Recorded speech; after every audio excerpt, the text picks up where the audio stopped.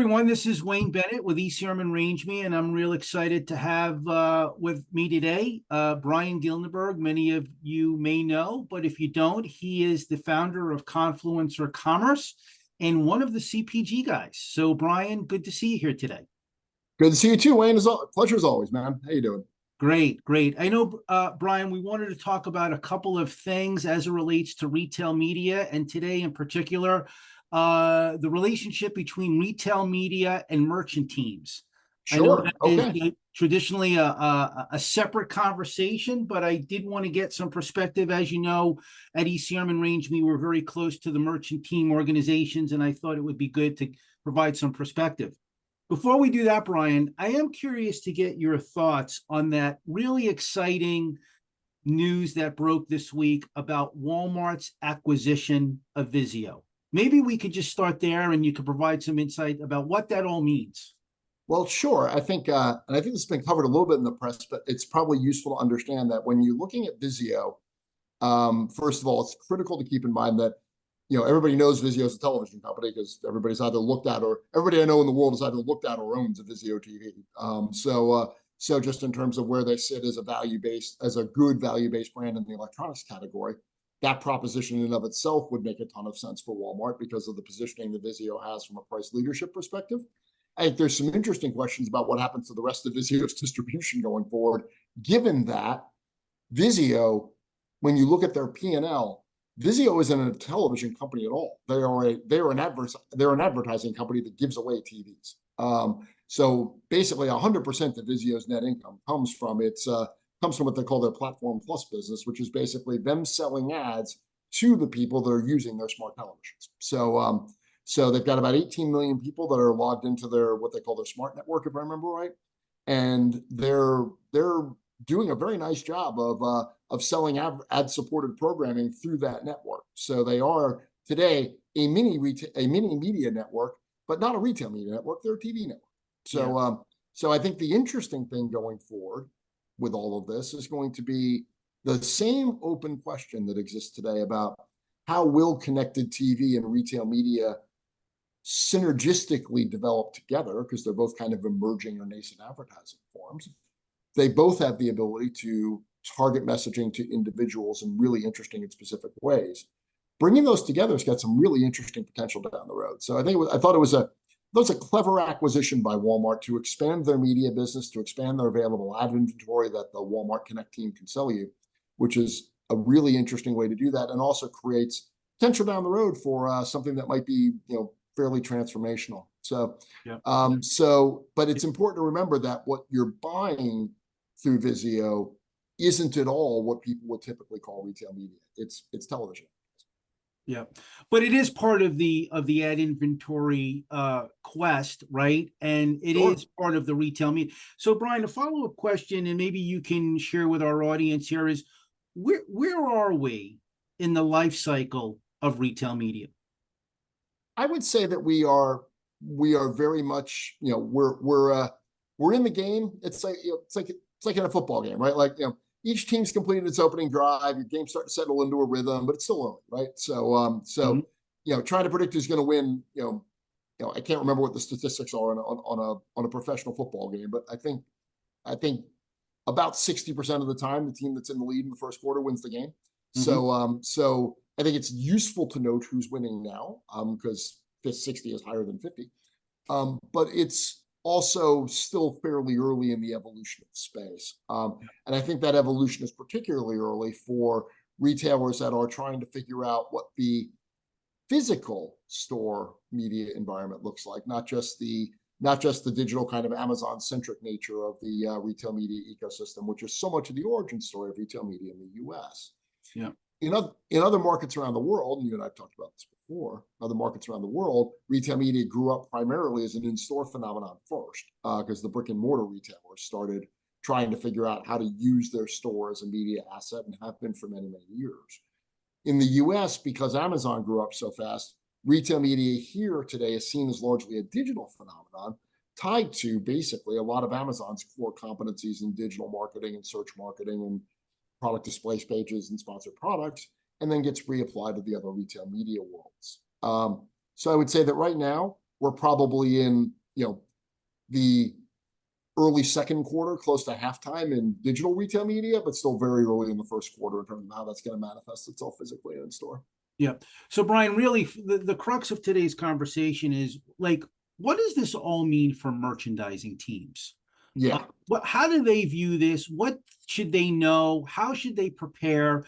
Because right now, today, I understand that it is kind of a separate conversation within the retail organization, but yet it very much affects outcomes, business outcomes for brands and retailers. So give me some perspective on what they should be thinking about today, Yeah. near term, short term, and longer term.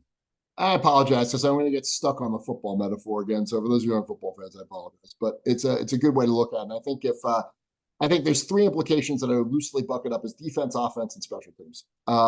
So from a defensive side, here's the thing: don't. I think today a lot of the conversation that takes place in merchants that are amongst merchants and their supplier partners, where the merchants are still learning the retail media world, is a very internal P&L centric conversation about who gets credit for what spend. And look, everybody's got a number to make, and I get that.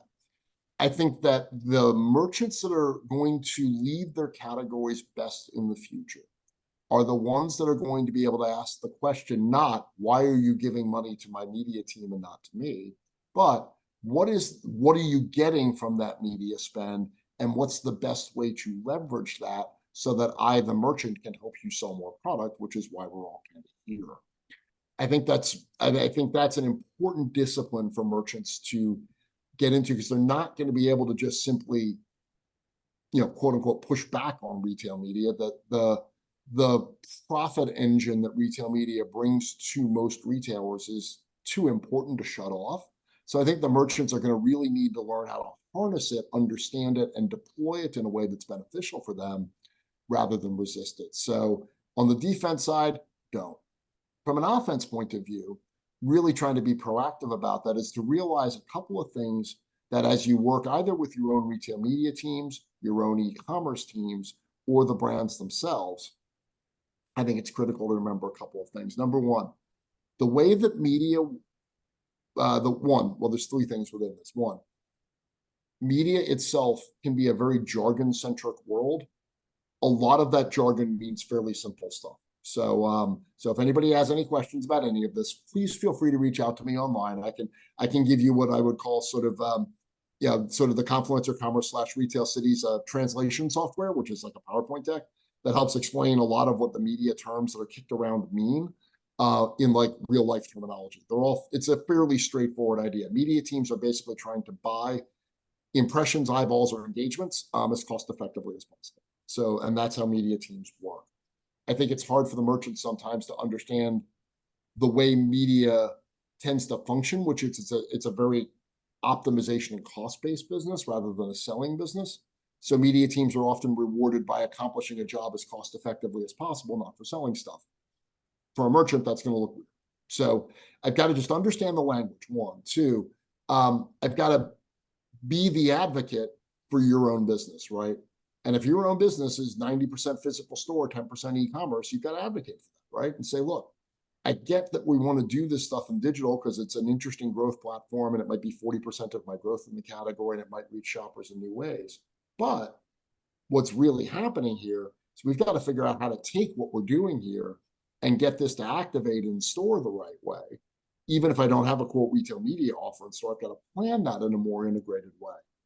The third thing is that for the media teams on the brand side, often what you're left doing is, again, helping them understand the planning cycle and rhythms of the brick and mortar world, right? So the digital media world in particular is very short term.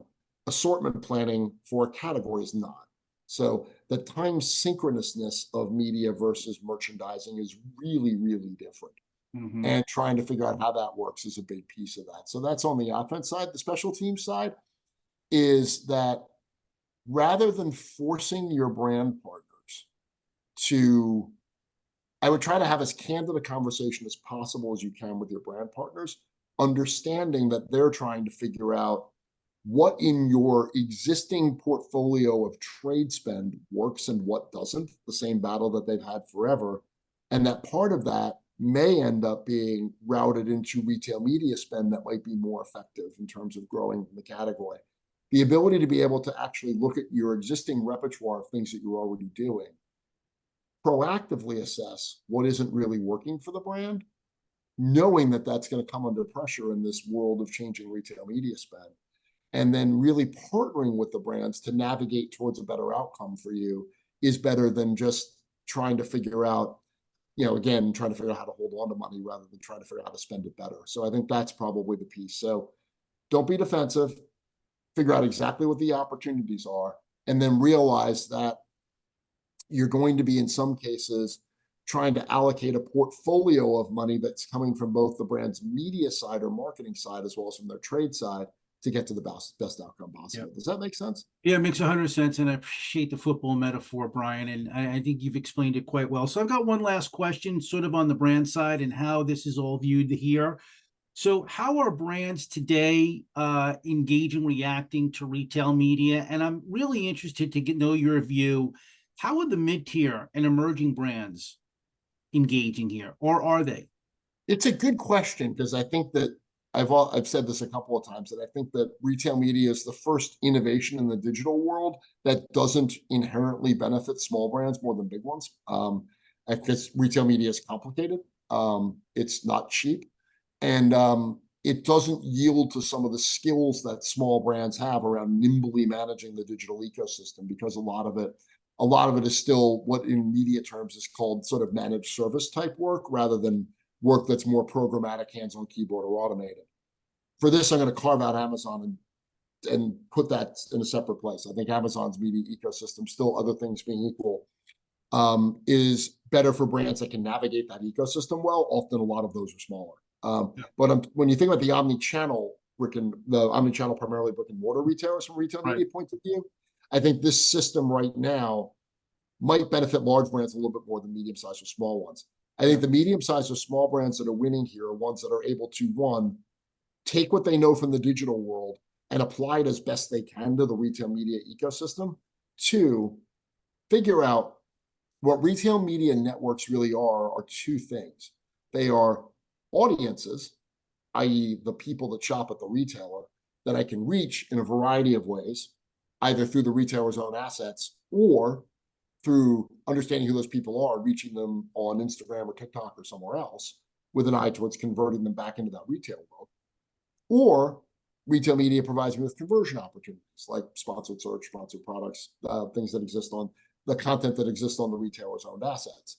Knowing what those are, knowing which one of those you want to use, and then knowing how to then use that, rather than just approaching it as a retail media problem, but approaching it as, is this audience of particular interest to me? Like, if I'm an artisanal cheesemaker in Elmira, New York, the Wegmans audience is going to be of real interest to me, right? Because those are people that are going to be, those are the people I want to reach, right? So, it's really about understanding what the audience is that I can reach through that retailer, and then using the tools that the retailer has available as effectively as I can. Yeah.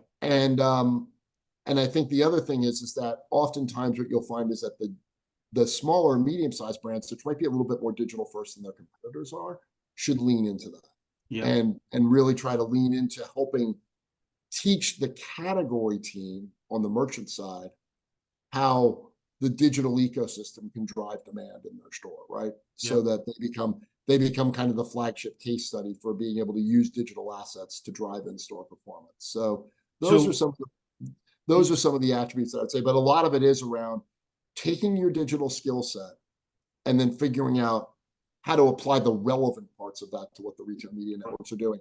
And then the other thing is this focus. You can get ground up pretty quickly. There's a lot of retail media networks, and the cost of entry of all of them is not trivial, and the cost of running programs on more than one of them is tricky, because you then have to kind of pull back and do a lot of the work of comparing them to each other yourself. So focus, I think, is the other really key attribute. Which is actually a key point of differentiation for emerging brands to focus. So focus. That is an opportunity.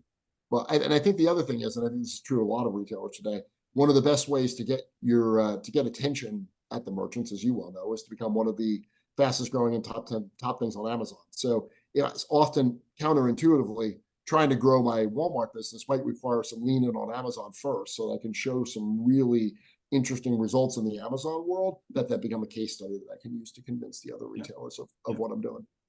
Well, Brian, in a short period of time, you've provided a lot of consideration, a lot of thought, and a lot of great ideas, and I appreciate that.